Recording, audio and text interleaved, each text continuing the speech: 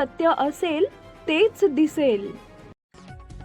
Operation शोध अंतर्गत रामदासपेठ चिमुकलीची मनोरुग्णाच्या तावडीतून अवघ्या काही तासात सुटका करून तिला सुखरूप आईच्या ताब्यात दिल्याची धक्कादायक आणि दिलासादायक घटना सोमवारी सकाळी उघडकीस आली.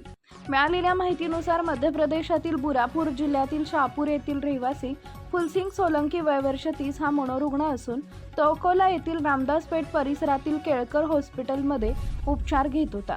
दरम्यान सोमवार 9 रोजी पहाटे सुमारे 4 वाजताच्या सुमारास त्यानं हॉस्पिटलमधून 1.5 वर्षाच्या एका चिमुकलीला कोणालाही न सांगता सोबत घेऊन गेल्याची बाब समोर आली.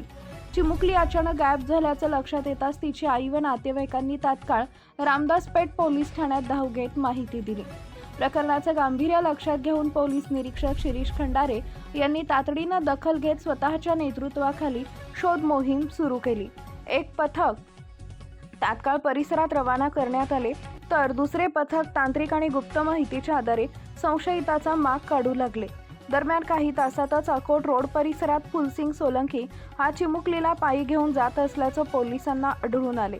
कोणताही अनुचित प्रकार घडू नये याची काळजी घेत पोलिसांनी अत्यंत शिताफीनं कारवाई करत चिमुकलीची सुटका केली आणि मनोरुग्णाला ताब्यात घेत पोलीस ठाण्यात आणले. यानंतर आवश्यक प्रक्रिया पूर्ण करून चिमुकलीला तिच्या आई व नातेवाईकांच्या सुखरूप ताब्यात देण्यात आले. मुलगी सुरक्षित परत मिळाल्यानं कुटुंबियांनी सुटकेचा निश्वास टाकत पोलिसांचे आभार मानले.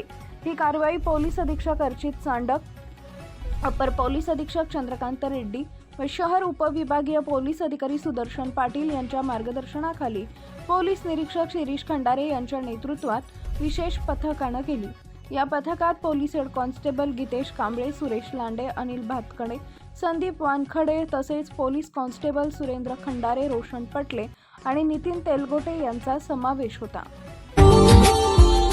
Subscribe now and press the bell icon. Never miss an update.